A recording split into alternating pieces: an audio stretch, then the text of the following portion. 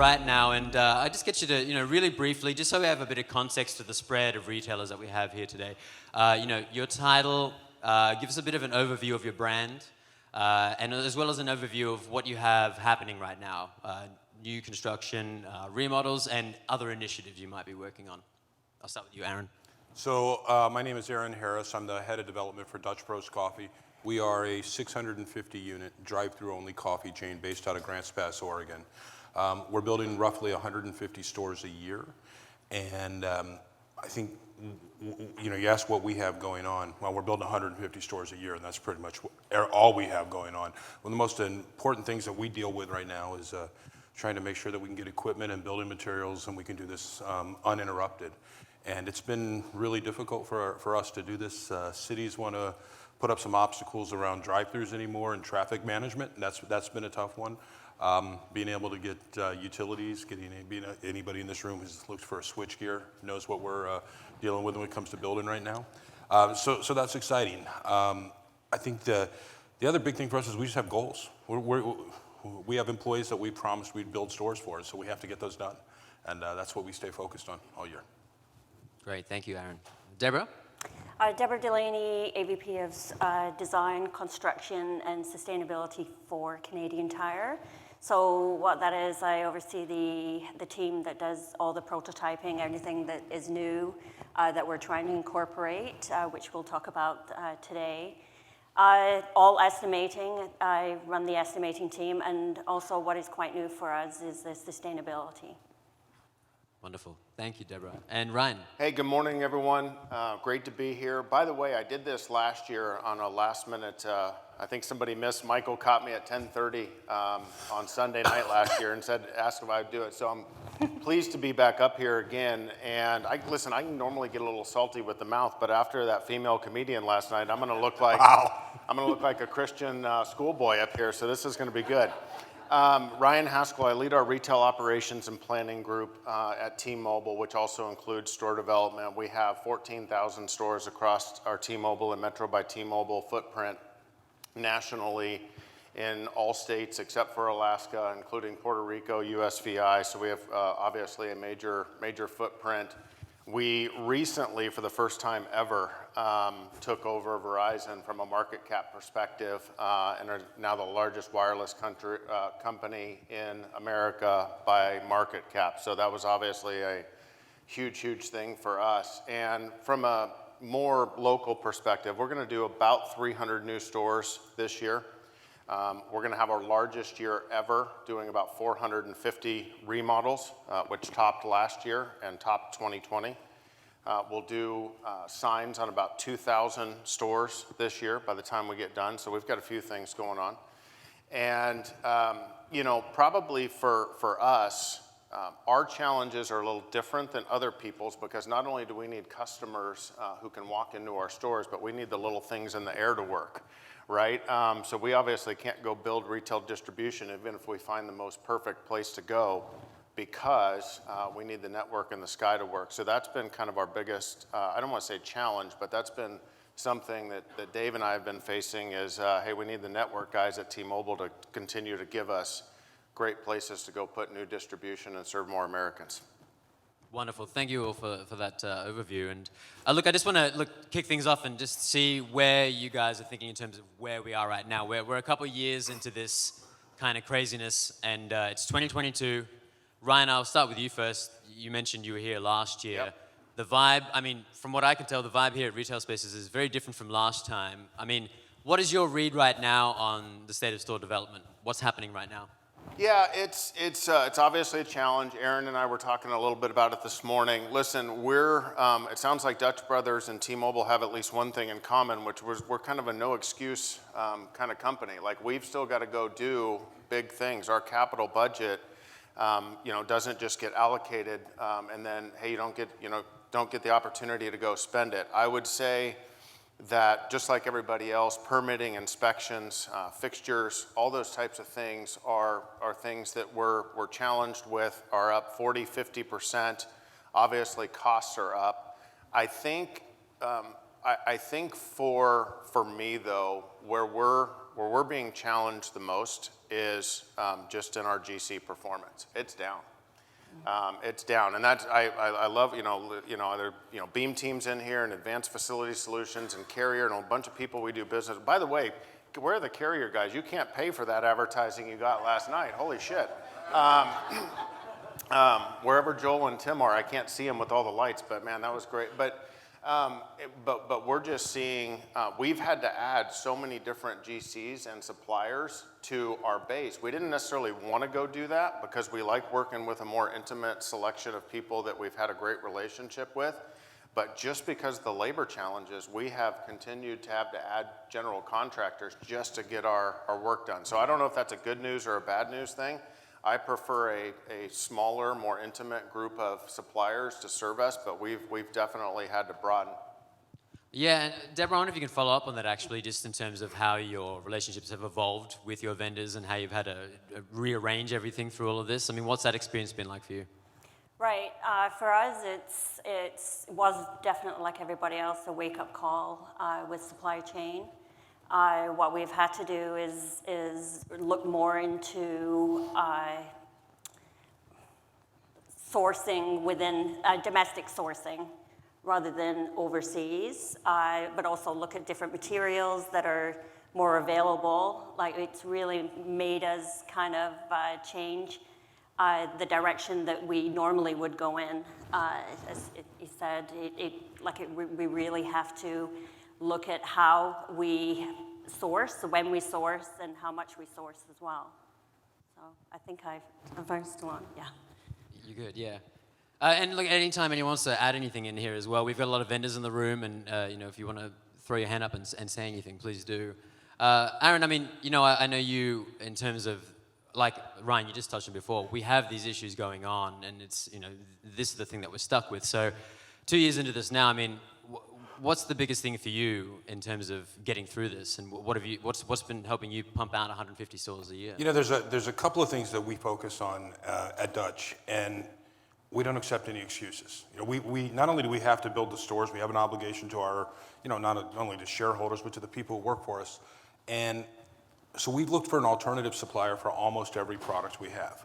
And we've done a really good job of that. Sometimes with kitchen equipment, it's been really easy. You can find 2 different companies that make walk-in coolers or ice machines. That's been great. Work with a couple of different sign vendors, work with a couple of different electrical providers. But what's happened is, even then, we can't get all the product that we think we need, or we're working on something with tile or some sort of building material, then Amazon builds 2 warehouses and they go to the front of the line and they take that spot for us. So we've actually got to the point where we are prepaying for lots and lots of building materials, prepaying for lots of restaurant equipment to be able to have in the stores. And we have, not only do we have at least 2 suppliers for everything we're doing, we won't accept no for an answer. And I think that's probably something where we have to get creative. I've sat on a couple of these panels. I've heard some people talk, and they say something like a minimum viable product to be able to get a store open. I'm not going to accept that. If we can't do it right, we're not going to do it. And that's like one of the rules we've set there at Dutch Bros. And we've gone into plenty of buildings where we've looked at doing conversions, and everyone on my team now knows how to walk into an old building, and look at the electric service and evaluate the electric service and say, can we make this work? Can we make what's here, 200 amp 4-phase deal? It's Long John Silver's building, built in 1977. It's got a transformer on a pole, but can we somehow figure out how to make that work? And it's interesting when, like my real estate folks, that's one of the first things they look at is where are we getting the utilities, and do we have what we need to run the building? Yeah. Right. To go back to your point, Ryan, about just the quality of the work that's happening, I mean, why do you think, apart from it's impossible to sort of source the subs to get things done, I mean, why is the quality decreasing, do you think? Yeah, great question. I think we've got and that's, by the way, I want to say this, not across the board. Again, I mentioned some suppliers earlier, and Apex as well. There's some folks that are doing an absolutely fantastic job for us, but I think it's more of a macro environmental piece, and I don't know that I can explain why people want to work less, why they want to be skilled less, why they want to continue to jump, but what we've seen the most is just people jumping from supplier to supplier because the wage continues to go up. So the lower quality work is a result of that, because of, in between commercial and residential, I know house building is slowing down right now, but over the past couple of years, it's been significant. So that wage has just, and you guys have felt it, is just continued to have people jump more so than probably in the past. And then the suppliers that we then still are contracted with have less of those folks because they've jumped to residential or they've jumped to another commercial entity that we're not contracted with. That's what we've seen has been the biggest challenge from a quality perspective. Do anybody in the vendor community want to comment on that? No? I'm giving you the opportunity to go on microphone and plug your company. Okay. I'm John from GEC National Contract. Hang on a minute. Yeah, John, let me bring you the microphone so we can get the comments. Oh, Jason beat me to it. Hi, everybody. So we've noticed in the last 18 months or so that the subcontractors are busier than normal. We have to pay a lot more because they had to pay more to keep their good talent. And it's tougher to get on their schedule and those kind of things. So we incentivize those folks by paying faster than other GCs is one of the things. Like, money motivates everybody.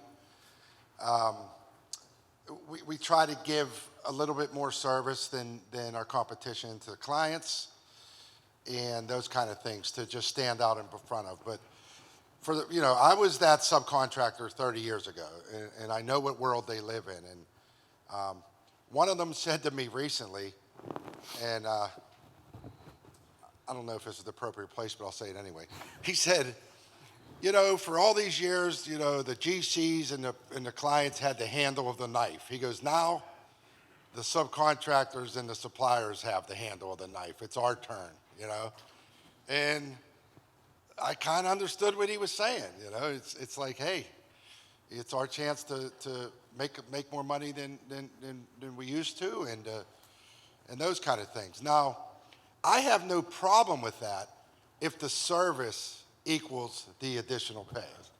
So sometimes it does, sometimes it don't. But I think the biggest thing that we're facing is the fact that they are spending more money to keep their good employees than they used to have to. Yeah. And people are jumping ship always for money, And like I've heard wise people say before, if you think the grass is greener on the other side, well, the grass is always greener where you decide to water it. And that's the message I give to my employees every day, and it seems to be working so far. Thank you so much, John. Thank you. Anything else to add there? What other incentives can we give to, apart from money? What's another incentive? Or I know you're up to some interesting things, Aaron, in terms of skill sharing with GCs. I'm sorry, I didn't hear what you said. No, is there anything else to add there on top of that? I think our GCs are only as good as the last project they've done. And we like to incentivize to get projects done quicker, to get things, to pass a quality check at the end of the project, and we throw a bonus towards that as well. Our projects are somewhat small, and what we find is the more experienced superintendents with the much more complex projects, they end up getting recruited to other things. And so we always end up, and I hate to say this, we always end up with the B team or the C team trying to run our small projects. And that's probably where the biggest struggle is. So any GCs in the room or any contractors, we need some of those old veterans on our projects. We really do. Okay, thank you.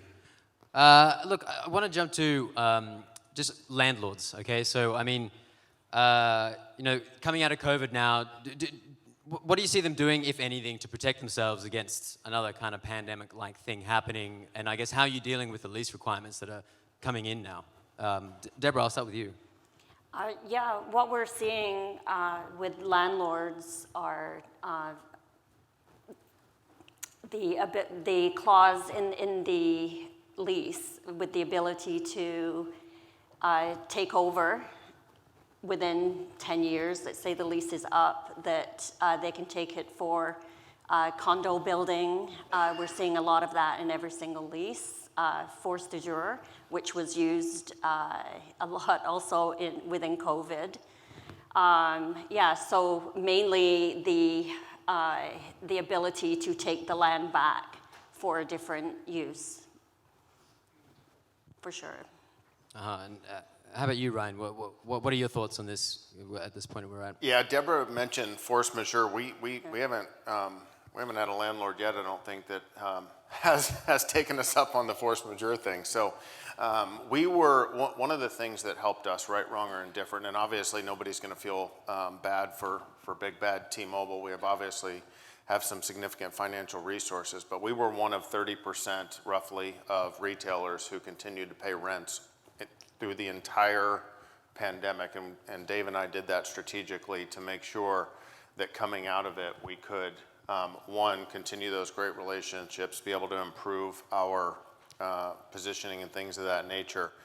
But what I've also seen as well is landlords naturally wanting to recoup some of the money they lost during the pandemic.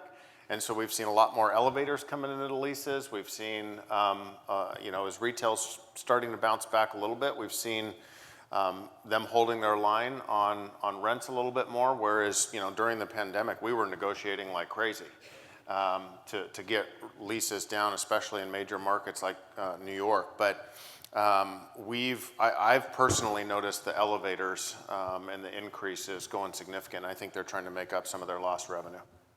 Okay. Look, we mentioned permitting. Aaron, I want to go to you. Just with these delays causing more lethargy in timelines, you take more of a grassroots community kind of approach, and I know you've spoken at RetailSpaces about the kind of approach that you guys take, and just wondering if, what's your approach here? With us, when we go into most cities, we like to be very good neighbors. We consider ourselves a great part of the community. We don't just say that, we actually believe it. We like to go in and meet with the economic development folks, the city managers, the mayor, everybody in a city before we begin our project. I want to talk about what we're up to, talk about the number of jobs we're going to create, the amount of money we're going to spend to build a project. We do that probably before definitely before we've signed a lease, but a lot of times before we've even signed a letter of intent. So we're just prepared to know what we're up against and try and win some hearts and minds within the community. And there are places that simply put, it's the whole not in my backyard. We don't want you to build a drive-through. We're drive-through only coffee shop, and they don't want us in their neighborhood. Other times it's not only do they want us, they'll tell us where they want us to be and who they'd like to see leave. Like, Susie Q would leave if you wanted to lease that building from them, and so we might work out a deal to do something like that. It's really nice to put a face with a name when you're starting to work through the permit process. What happens is, especially since COVID, these cities are understaffed, and they're just trying to run through a process, and they don't quite know who's doing what, and they want to dot the I's and cross the T's, and it seems like there's also no money, so they're gonna, before permits will be issued, they will add a list of conditions before they'll issue me a building permit. And we're used to having to replace sidewalks in front of, you do that in the cities all the time, and every once in a while pay for a traffic light, but we've seen the list of conditions get just frankly ridiculous over the last 2 years, the things that they would expect us to do, to the point where some projects are no longer viable. We've actually gone to cities and said, I got data here that shows 24,000 people in your community have asked Dutch Bros to build a store here, and you've given me a list of things that are so ridiculous we can't build. And then frankly, just saying no or telling people that we're not going to build seems to work. They usually come around and find a way for us to work it out. But that's probably the biggest obstacle that we've had, is getting through the red tape and the city regulations to be able to have a permit to build. Now, once we break ground, I'd like to tell everybody we build every store in 90 days, but sometimes it's 120 days, sometimes it's 150. And sometimes inspectors are slow to come out and paperwork, whatnot. But getting started and getting through that process, if anything, it's become, not only has it become slow, it's getting worse. We talk about the quality of the GCs, and I think sometimes we get the B team. the cities are just grossly understaffed these days, and really, they don't seem to be in a hurry. They don't want us to. Very, very rarely do we find cities, communities that are excited about getting something done quickly and issuing a permit. There's a couple of them, I'll call them out, like Eastvale, California, they issued us a permit in 21 days. In California, 21 days, that's amazing. Average is probably 15 months. So, but it's about hearts and minds, and then just continuing to follow up. And then once the stores are open, the relationship's not over. We need to continue talking to folks, because we look to build a number of stores in these communities, right? So a lot of places, it's more than just one store. We're a part of the Texas Restaurant Association. We had 0 stores in the state of Texas. We opened our first one in January of last year. We have 75 as of today. So we're growing very quickly in that state, and we want to make sure that we're using all the resources available to us. Yeah. Wonderful. You revamped Little League field too once in one time. We right? did. We talk about the investment in the community, and I'm all over the place, guys, so sometimes I forget all the things we do. We work with operating partners in our stores. It's not just some corporate district manager who comes in and checks it out. We move folks into these communities to run the stores and be a part there. They buy homes, they go to church, they shop, they do everything, all their business in those communities. And we want to be a part of great things. And an example is in Albuquerque, New Mexico, we opened a store on Juan de Bo, and just leaving 4 blocks down from one of our stores, there's a baseball fields. Just, old Little League baseball field. They look terrible. Just a little bit of neglect. The city probably hadn't had any money for a number of years because of COVID. And we made a couple of phone calls. We spent, I don't know, $3,000 or $4,000, maybe $5,000. We redid the ball field. So we put a little logo up on one of the signs, painted some things, but it looks great. You drive by that and it's like, hey, there's Dutch Bros, redid the baseball field, and that's what we do. And it's not because we want, to pound our chest and say, hey, we did a ball field. It's good for the community. And, hopefully those kids have a game, and after they win their trophies, they come and they get a hot chocolate from, on my patio. That'd be great. And if they don't, that's okay. Maybe their moms will come by in the drive-thru. Yeah. Awesome. Look, I do want to shift gears a bit, and the other side of this conversation, the conversations we're having here, is how we're going to evolve in-store environments to be able to keep up with the customer. So, and where they're headed and how they want to shop differently and interact with brands differently. So, how is the customer of today after the pandemic, coming out of it? And how are you catering to them? Well, I'll Deborah, take it. I'll take it from a wireless and a T-Mobile perspective. Just as an industry, not specifically to T-Mobile, we're way over distributed from a retail perspective.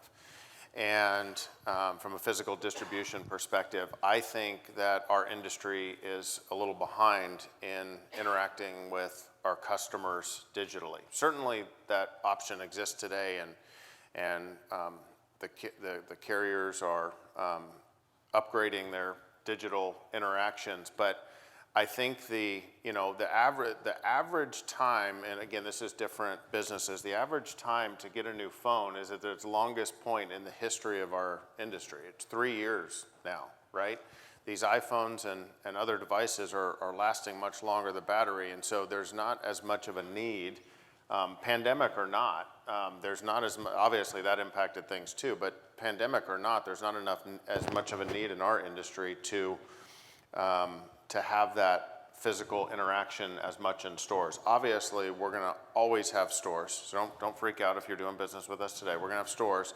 We're going to continue to grow stores. We're going to continue to remodel stores, but there's no question that our industry is probably a little bit behind, and T-Mobile wants to be at the forefront of being a digital-first company, not just because of some of the channel economics that we get out of it, but because that's the way consumers want to shop now. I mean, right? I know one of the comedians last night joked, or this is the, I hate Amazon conference or whatever it is.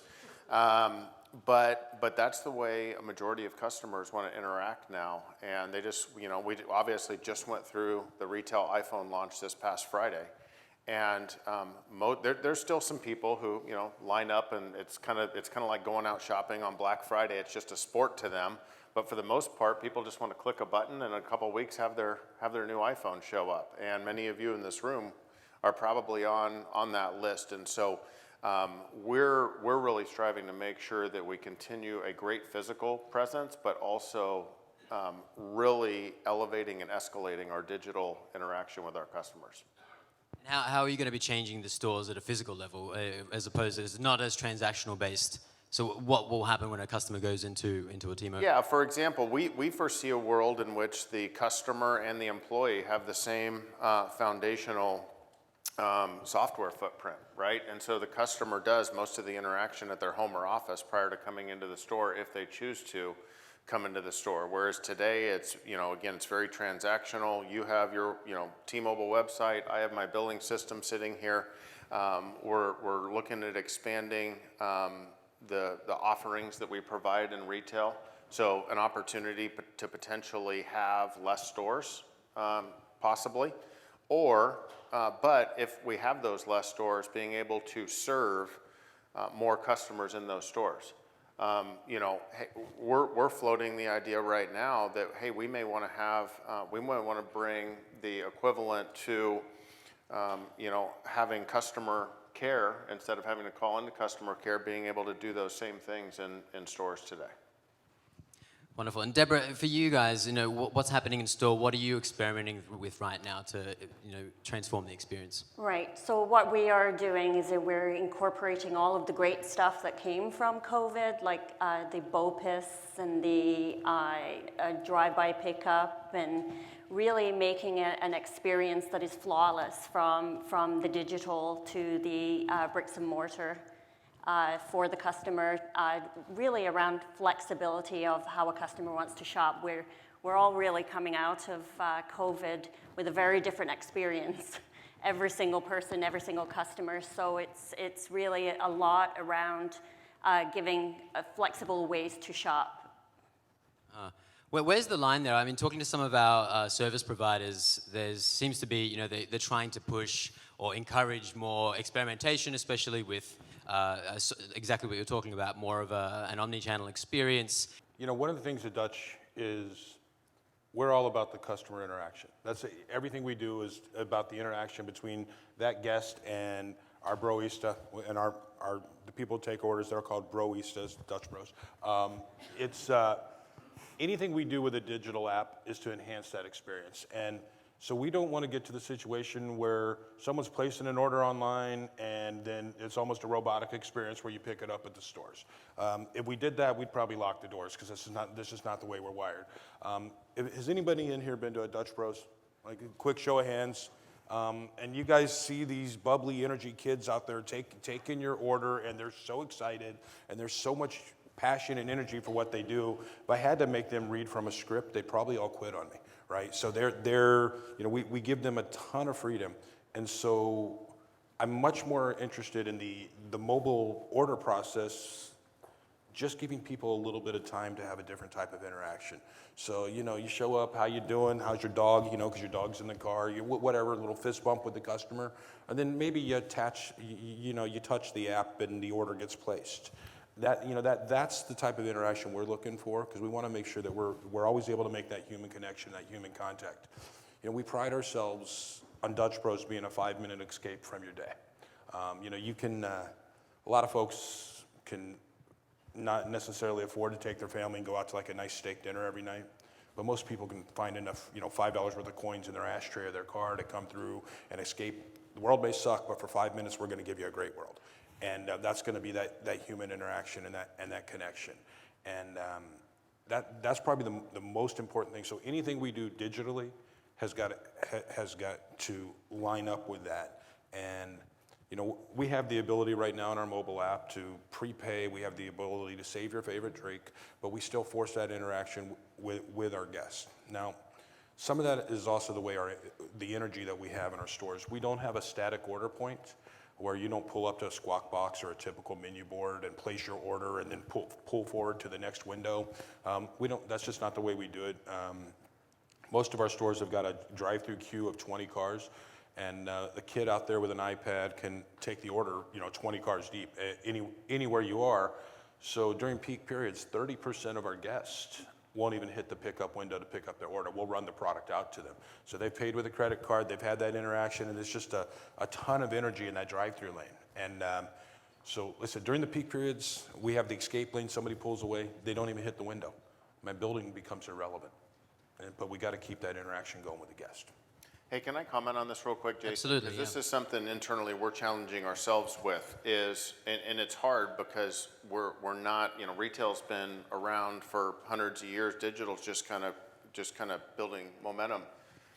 We're challenging ourselves to say digital doesn't need to be less. It may be different than human interaction, but it doesn't need to be less. And I don't have all the answers as to what that means today.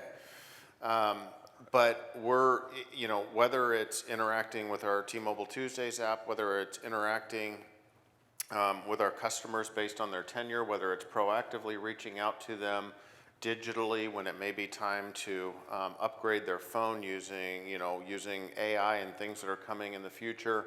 So there's an opportunity for us to do things a lot bigger. I don't know if anybody saw our announcement with SpaceX and Elon Musk a week or two ago, but so we're also, and the other piece is too, I mean, look at us just in this room. By the way, some of us got really cozy on that catamaran yesterday when it started raining. But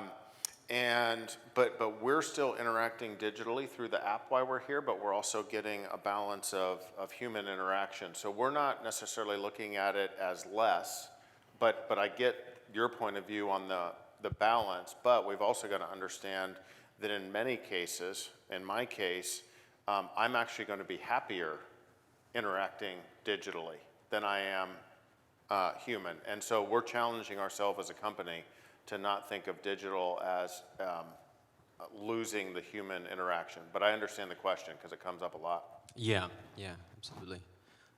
Look, Aaron, you brought this up. Just I want to focus on the employee experience. Obviously, that's such a key part of all of this and making our stores wonderful places to be in. I mean, in your role, and what can happen in the physical space to ensure it is a nice experience for the employees, and how can we engage those employees or bring the best out of them to revamp the experience? It's not a really nice experience in general, right? It can kind of be boring, it can be tough dealing with customers, and it's it can be not a nice environment for everyone, as Roy Wood kind of touched on last night. So how do we empower employees to be the best that they can be? The great thing about what we do is we're somehow an employer of choice, and we want to continue to maintain that environment where not only are we an employer of choice. I'm 50 years old, so when I was a kid, I've told some people this, Blockbuster Video was the cool job to have. If you worked at Blockbuster, all your friends would come hang out and maybe you'd hook them up with a movie. I was never cool enough to work at Blockbuster, by the way. But that was the great job. Well, we're that group right now. You come up, you see your friends, it's that party in the parking lot, and people really want to be a part of what we do. We opened our first store in Texas. We had 940 applications for 55 jobs. Most retailers can't say that right now. It's pretty amazing, and it's not that way in every town. Let me not lie. We're not perfect at staffing, but the buzz around what we do is palpable. People say this is an opportunity. We create a program called Compelling Future, and Compelling Future is really simple. If you've worked for us for 4 years and you're ranked amongst the best of the best, we'll put you in line to be an operating partner. An operating partner in our stores is just like a franchisee, but you don't have to put an investment in there. So you're an employee of the company, you get 401k and full health benefits, and for the first store, we'll guarantee you a 6-figure salary. And for each additional store, we'll give you another $10,000. So you'd be running 5 stores, 24, 25 years old, making $150,000 a year, and then you get a sizable percentage of the profits as part of a bonus. So these guys it's a big program and it's a compelling future. And it's competitive because everybody wants it, but that opportunity is available to anybody working in our stores. And they all know it.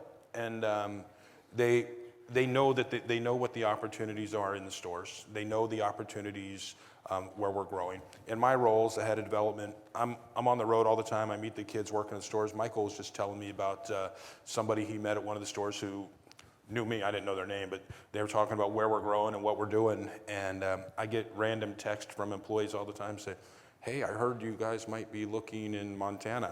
When will that be? It's like, well, we're not going to Montana, but but it's great because we have people excited about those opportunities. But then we kind of back up to just the experience and the employee.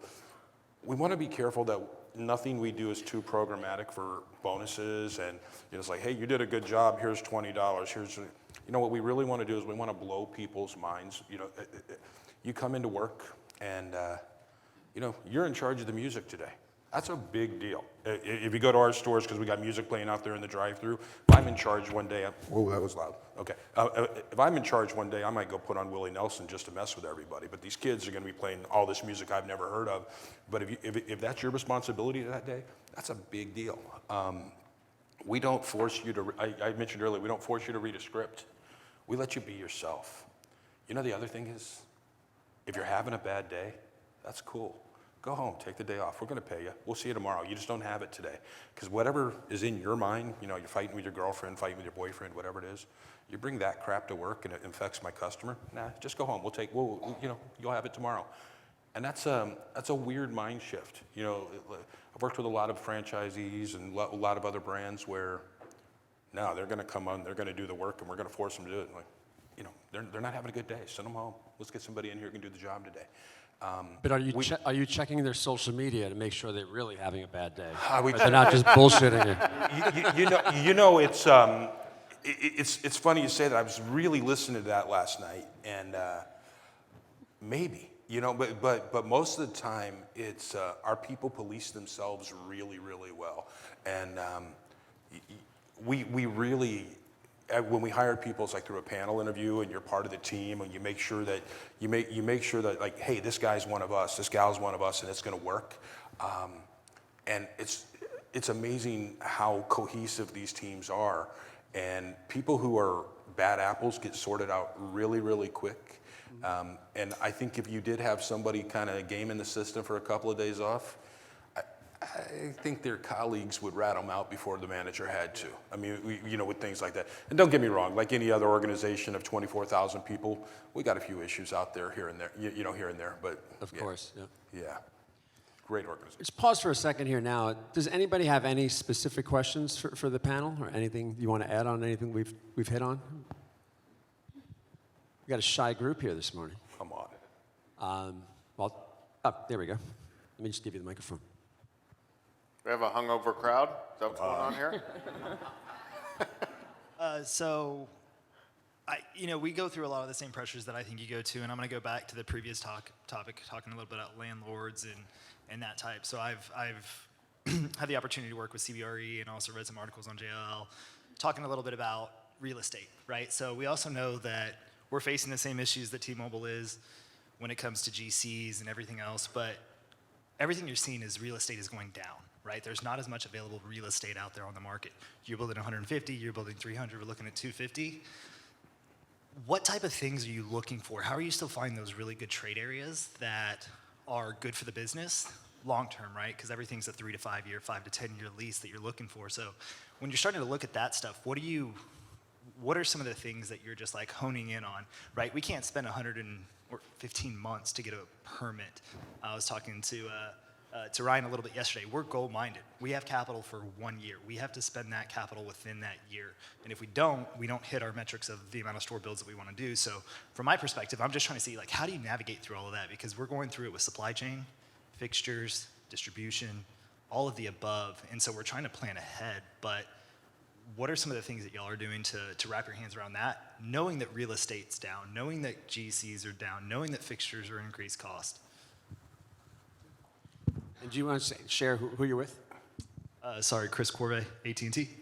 By the way, if AT&T and T-Mobile can get along, we can all get along, people. We can all get along. Be nice.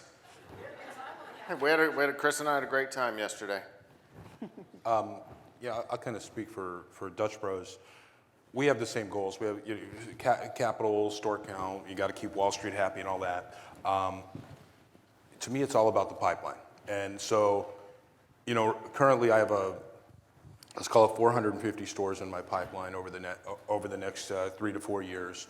And if I'm supposed to open 150 a year, I'm targeting 120, and always, so 150 open and 20 ready to go at any one time.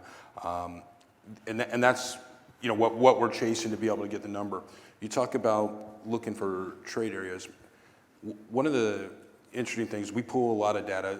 We have a target age for, our typical customers somewhere, anywhere from, frankly, 13 to 33. When we start to get into trade areas where the average age is rising, kids are graduating school, moving away, and it becomes an older trade area. So we want to make sure we catch it on the right side of that trend as we look for it. During the pandemic, there were a lot of interesting things that happened with a lot of full-service dining closed. So a lot of full-service dining closed, several banks shut down, and we took that opportunity to get to know those landlords and talk about who we are as a brand, and not only go after the property. We've never shut down a store for economic reasons. We've relocated 3 of them because they were too busy, but I can honestly say at 650 stores, we've never closed one. Landlords love that.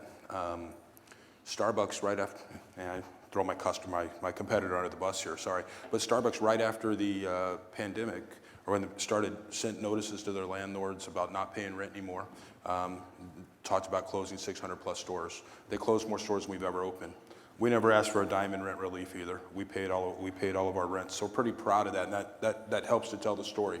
So then you see, the old full service restaurant that shut down, and the landlord's sitting on, frankly, a toxic asset at that point. We teach them how to tear it down, build, turn it into a couple of pads, or build just my store or a multi-tenant building and put myself next to an AT&T or a T-Mobile. I haven't figured out how to go next to Canadian Tire yet, but we'll work that out. And so we're finding ourselves having to do a lot of work for the landlords to educate them how, not only the value that we bring, but it's also just trying to focus on that trade area, and is it coming up or coming down? And we've had some unique ones, like in the Midwest, which generally skews a little bit older. We found a couple of great neighborhoods in the Kansas City area, which has been especially since the pandemic, just been booming as far as growth. We've opened 4 stores there, and I'm pretty happy to say they're amongst our 4 best in the nation right now. Yeah, and so we continue to stay focused there. Deborah, I want to throw to you, sorry, my voice is breaking, obviously. I want to throw to you, just, within your realm of responsibility is sustainability and ESG, and interested in, what challenges do you have there in rolling out some of those initiatives and those goals that you have, particularly being north of the border as well, and what might be happening up there? Cost.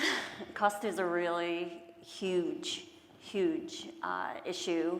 On top of our capital plan already is the cost to make our buildings net zero ready, not actually net zero at this point. And so the supply chain issues that we're having, we're trying to put air source heat pumps to retrofit to take out emissions in our buildings. But there are, just like any kind of HVAC, there's nothing around. So we're actually having to build our own with the engineers. But also, just to the point of the real estate aspect, what we're doing is we're expanding our stores, and sometimes up to 60,000 square feet. And that part of the expansion will become the net zero side of the store. So supply chain, 100%, but also building already on site our buildings. We're building 3 or 4 brand new stores, but mainly expansions for us. Deborah, can you elaborate on that? The net zero ready, and you said you're expanding the net zero portion is the expansion, so it's not the full box? Is that where I'm? For expansions, yeah. Okay. Yeah. It's very hard to take a store that is already open and working to expand the walls, to put insulation in the roof that is thicker, tighten the envelope. So we're doing exactly what we can in an existing location, but any new location will be fully net zero ready, which means it's just minus the solar panel. Got it. Look, we just have a few minutes Yeah, before we wrap up. We have another question. Yeah, Charles from IKEA. That store that's the maze that keeps people trapped. Deborah, good morning. Charlie Brown. We have a lot of stores up there, and right now we are on schedule for 2025 to be 100% sustainability.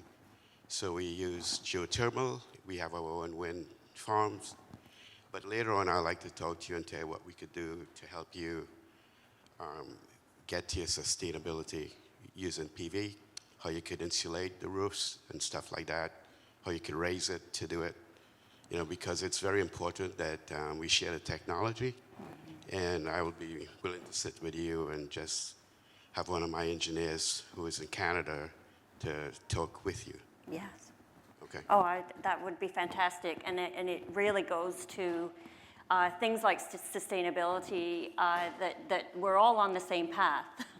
and I think it's a fantastic to share the knowledge of how we do it, especially because our footprint is as large. You had another comment? So we just opened a 2 million square foot facility in Bonnewa, and it's all 100% EV, and also PV on the roof, and also using geothermal. Yeah. And in Centennial, Colorado, our store is 100% geothermal. So it's being done. Yeah. And in California, they're working with us and just pull a permit in 6 months in Torrance to build a 300,000 square foot store. So with the utility companies working with us, Electrified America, Tesla, the technology is there just to reach out. Right. That's fantastic. Look, guys, we really just have a couple minutes left, and I want to leave it on a positive note. It's very easy over the last couple of years for conversations to be kind of doom and gloom with everything that's been happening. But I mean, what are you most excited about now at this point, and looking forward? I mean, what are the good things to have come out of the last couple of years for you guys? And just quickly, we'll go through each one. Ryan, starting with you. Yeah, I think a couple things. We obviously had to do things without being able to travel, without being able to do store turnovers, without being able to travel to view real estate in all cases. I mean, Dave and I have driven thousands and thousands of miles on Google Maps trying to look at real estate and shit like that. And so it allowed us to really get more efficient with our time, but now we can mix back in some of that travel and things of that nature in terms of store turnovers. But we learned how to identify real estate. We learned how to design stores. Mac Watts is sitting over here, who's our lead designer for our stores. We learned how to construct stores, or at least manage the workload, virtually. And so that was a good thing. So we can reduce some of the costs, but we can also add some of that back in now without going full 100%. And then secondly, what I would say is technology. I think Ox Blue is here. Technology is increasing with 5G and things of that nature. Being able to oversee projects, being able to use the technology that is going to just continue to grow and elevate, makes what we do easier without always having to hop on a plane to go to a store turnover to identify real estate. There's always going to be a time for that, but using the growing technology and the data that is now, versus real estate of old, just, hey, I think we need a store there. Really, we lean much more hard on the data than we ever have. Wonderful. And Deborah? Very much a lot of that, but for myself, what I'm excited about is the sustainability piece and creating spaces that are inclusive for everybody. And lastly, Aaron, bring it home. It's actually, it's interesting, we talk about the using technology. We probably, coming out of the pandemic, a couple, I call it great things happened. So there was a bunch of veteran employees out there, construction guys, these old guys have been doing this a long time, and their jobs got eliminated during the pandemic. Somehow I got to pick up these veterans and they work on my team. And anybody in this room is lying if they tell you, having that 65-year-old guy who's been there, done that on the job site is invaluable. And so I was able to get a bunch of those folks. But then kind of talking about where Ryan's at, I had a hiring freeze myself, and I couldn't hire certain like site selection managers and people to help me find new sites. And so I did it with a couple of interns. The way they are with technology, the way they are with being efficient and putting things together like with spreadsheets and whatnot, and being able to be organized and understanding everything that I know how to do and you boots on the ground. So I've taken a couple of great interns and made them great site selection managers, and that was by accident. And so, talking about what the future is right now, the future is we're just creating great opportunities for a lot of people, whether it's at the sunset of their career or the beginning of their career. And that's what we get to do right now. Wonderful. Ryan, Deborah, and Aaron, thank you so much. Give them a round of applause. Thank you.